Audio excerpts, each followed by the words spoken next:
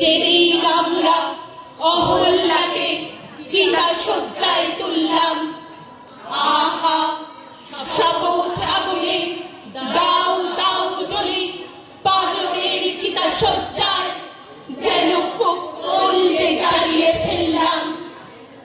কত আশা ছিল প্রাণের স্বপ্নে, জীবনের গীতিমাল্যে, কত আশা ছিল ভ্রূণের স্বপ্নে, শিশুদের কলহাস্যে।